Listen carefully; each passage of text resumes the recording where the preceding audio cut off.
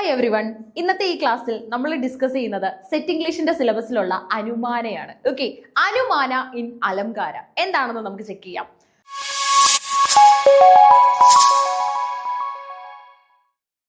In the context of Sanskrit poetics, okay, Sanskrit point of view വില് അലങ്കാര ശാസ്ത്ര അനുമാന refers to inference or deduction. എന്താണ് അനുമാന എന്ന് പറഞ്ഞു കഴിഞ്ഞാൽ ഇൻഫറൻസ് ആണ് അല്ലെങ്കിൽ ഡിഡക്ഷൻ ആണ്. Okay, one of the means of valid knowledge പ്രമാണ. ഓക്കെ, അപ്പൊ എന്തെങ്കിലുമൊക്കെ കാര്യങ്ങൾ കണക്ട് ചെയ്ത് നമുക്കൊരു ഹോൾ ഐഡിയ കിട്ടുന്നതിനെയാണ് നമ്മൾ എന്തെന്ന് പറയുന്നത്, അനുമാന എന്ന് പറയുന്നത്. ഓക്കെ, നമ്മുടെ ചിന്തയിൽ തന്നെ നമ്മൾ പല കാര്യങ്ങളും നമ്മൾ എന്ത് ചെയ്യാറുണ്ട്, അതിനൊക്കെ അനുമാനങ്ങൾ കൊടുക്കാറുണ്ട്. എന്ന് പറഞ്ഞാൽ പല കാര്യങ്ങൾ കേട്ട് നമ്മുടെ പ്രീവിയസ് നോളജുമായിട്ട് ക്ലബ് ചെയ്ത് നമ്മുടെ പേഴ്സണൽ എക്സ്പീരിയൻസുമായിട്ട് ക്ലബ് ചെയ്ത് നമ്മളൊരു പോയിന്റ് ഓഫ് വ്യൂവിൽ എത്തിച്ചേരാറുണ്ട് അല്ലെ. സോ അതിനെയാണ് അനുമാന എന്ന് പറയുന്നത്. It's a way of arriving at truth not directly through perception but by reasoning from what is already known. Okay, അതായത് അനുമാനം എന്ന് പറഞ്ഞു കഴിഞ്ഞാൽ നമ്മൾ ട്രൂത്തിലേക്കുള്ള ഒരു ജേർണിയാണ് നടത്തുന്നത്. ഓക്കെ, സത്യത്തിലേക്കുള്ള ഒരു യാത്രയാണ് നമ്മൾ നടത്തുന്നത്. ഇനി ആ ട്രൂത്തിലേക്ക് നമുക്ക് എങ്ങനെ അറൈവ് ചെയ്യാൻ സാധിക്കും? പെർസെപ്ഷൻ മാത്രം പോരാ, നമുക്ക് അവിടെ റീസൺ വേണം. ഓക്കെ, എല്ലാ കാര്യങ്ങളെയും നമ്മൾ എന്ത് ചെയ്യണം, ലോജിക്കലി ഒക്കെ ഒന്ന് ചിന്തിച്ച് റീസണബിൾ ആയിട്ട് നമ്മളുള്ള ഒരു പോയിന്റ് ഓഫ് വ്യൂവിൽ ഒരു കൺക്ലൂഷനിൽ എത്തുന്നതിനെയാണ് അനുമാന എന്ന് പറയുന്നത്. കേട്ടോ, ഈ ഒരു പോയിന്റുകൾ നിങ്ങൾ ശ്രദ്ധിച്ചു വെക്കണം. കാരണം സ്റ്റേറ്റ്മെന്റ് ചോദ്യങ്ങളായിരിക്കും ഇവിടുന്ന് വരുന്നത്. ഇന്ത്യൻ പോളിറ്റിക്സിൽ നിന്നും ഇതുപോലെയുള്ള അലങ്കാര ശാസ്ത്രങ്ങളിൽ നിന്നും വരാറുള്ളത് സ്റ്റേറ്റ്മെന്റ് ചോദ്യങ്ങളാണ്. സോ സ്റ്റേറ്റ്മെന്റുകൾ അല്ലെങ്കിൽ അതിനെക്കുറിച്ചുള്ള ഡെഫിനിഷനുകളാണ് നമ്മൾ അറിഞ്ഞിരിക്കേണ്ടത്.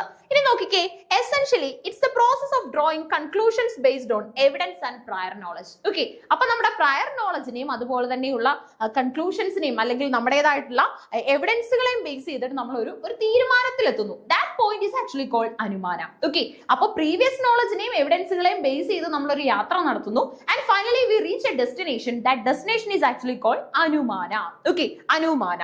അനുമാന as a pramana in Indian philosophy, especially within the Nyaya school, anumana is one of the recognized way to gain valid knowledge alongside perception. Okay, അപ്പൊ വാലിഡ് നോളജിലേക്കുള്ള പെർസെപ്ഷനിലേക്കുള്ള ഒരു യാത്രയാണ് എന്തെന്ന് പറയുന്നത്, അനുമാന എന്ന് പറയുന്നത്. ഓക്കെ, അപ്പൊ ഇത് ഈ അനുമാന അല്ലെങ്കിൽ നമ്മുടെ പെർസെപ്ഷനെ നമുക്ക് പ്രത്യാശ എന്ന് വിളിക്കാൻ സാധിക്കും. പ്രത്യാശ. ഓക്കെ, ഇനി വരുന്നത് പ്രോസസ് ഓഫ് ഇൻഫറൻസ് ആണ്. Anumana involves understanding a relationship between two things where the presence of one, the middle term of hetu, indicates the presence of other, the major term or സാധ്യ. ഓക്കെ, അപ്പൊ നോക്കിക്കേ, നമുക്ക് ഹേതുവും സാധ്യയും ഒക്കെയാണ് ഇവിടെ exist ചെയ്യുന്നത്. കാരണം എന്താന്ന് വെച്ച് കഴിഞ്ഞാൽ നോക്കിക്കേ, ഈ പറയുന്ന മിഡിൽ ടേമിനെ ഹേതു എന്ന് വിളിക്കുന്നു, അതുപോലെ തന്നെ അതർ വണ്ണിനെ നമ്മൾ സാധ്യ എന്ന് വിളിക്കുന്നു അല്ലെ. അപ്പൊ പലതും സൂചനകളാണ്. നമ്മൾ പലപ്പോഴും ക്ലൂസിന്റെ ബേസിലൊക്കെ തന്നെ കൺക്ലൂഷനിലെത്തും, കറക്റ്റ് ലൊക്കേഷൻ കറക്റ്റ് ആൻസറിൽ എത്താറുണ്ട്. Okay, that's actually called anumana. അപ്പൊ അനുമാനത്തിന് സഹായിക്കുന്ന കാര്യങ്ങളാണ് ഹേതുവും സാധ്യയും ഒക്കെ തന്നെ. ഇനി എക്സാമ്പിൾ നോക്കുവാണെങ്കിൽ, a classic example is inferring fire from the presence of smoke. Okay, നോക്കിക്കഴിഞ്ഞാൽ if you see smoke, ഹേതു rising from a hill, അപ്പൊ ഈ ഹേതു എന്തായിരുന്നു, നമ്മൾ ഹേതുവിനെ എന്താ വിളിച്ചത്, മിഡിൽ ടേം എന്നാ വിളിച്ചത് അല്ലെ. അപ്പൊ ഒരു ഹിൽ ഏരിയയിൽ നിന്ന് ഹേതു, ദാറ്റ് മീൻസ് സ്മോക്ക് വരികയാണെങ്കിൽ you know the experience that smoke is invariably associated with fire. വ്യാപ്തി, you can infer അനുമാന the presence of fire on the hill അല്ലെ. അതായത് ഒരു ഹില്ലി ഏരിയയിൽ നിന്ന് തീയും പുകയും ഒക്കെ കാണുവാണെങ്കിൽ നമുക്ക് എന്ത് അനുമാനത്തിൽ എത്താൻ സാധിക്കും, ആ ഹില്ലി ഏരിയയിൽ ഫോറസ്റ്റ് ഫയറോ എന്തോ വലിയൊരു ഡിസാസ്റ്റർ സംഭവിച്ചിട്ടുണ്ട്, എന്തോ ഒരു പ്രതിസന്ധി അവിടെ ആൾക്കാർ നേരിടുന്നുണ്ട്, അല്ലെങ്കിൽ ആ ഒരു പ്രദേശത്ത് നടക്കുന്നുണ്ട് എന്നുള്ള ഒരു സൂചന നമുക്ക് കിട്ടും അല്ലെ. അപ്പൊ ഹേതുവും സാധ്യയും ഒക്കെ ചേർന്നാണ് നമ്മൾ അനുമാന എന്ന് പറയുന്ന ഡെസ്റ്റിനേഷനിലേക്ക് യാത്ര ചെയ്യുന്നത്. ഓക്കെ, ഇങ്ങനെയുള്ള ടേമുകളാണ് നിങ്ങൾ നോക്കേണ്ടത്. ഇനി സ്ട്രക്ചർ ഓഫ് അനുമാന നോക്കിക്കഴിഞ്ഞാൽ ഇന്ത്യൻ ലൊജീഷ്യൻസിന്റെ അഭിപ്രായത്തിൽ often break down the process of inference into 5 parts in the context of syllogism. Okay, ആദ്യം നമുക്ക് വരുന്നത് പ്രതിജ്ഞയാണ്.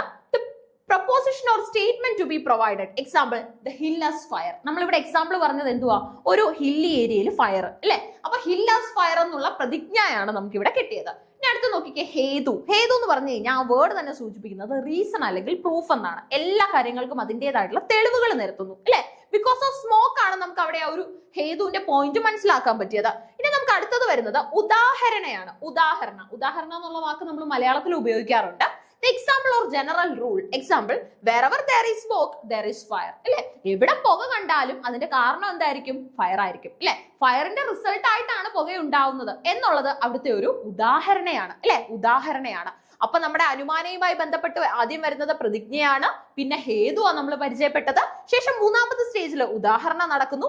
ഇനി നമുക്ക് ഉപനയ എന്ന് പറയുന്ന ഒരു ഫോർത്ത് സ്റ്റേജ് ഉണ്ട്. Okay, application of the general rule to the specific case. Example, and here there is smoke. Okay, പണ്ടേ നമ്മൾ ആരോ പറഞ്ഞ് കേട്ട കാര്യമാണ് എന്തെന്ന് പറയുന്നത്, എവിടെയെങ്കിലും പുക കണ്ടു കഴിഞ്ഞാൽ തീ ഉണ്ടായിട്ടുണ്ട്, തീയുടെ ഭാഗമായിട്ടാണ് പുക ഉണ്ടായത് എന്നുള്ളത് നമ്മൾ കേട്ടറിഞ്ഞ നമുക്കറിയാവുന്ന ഒരു കാര്യമാണ്, ഒരു എവിഡൻസ് ആണ്, ഒരു പ്രൂഫ് ആണ്, എല്ലാമാണ് അല്ലെ.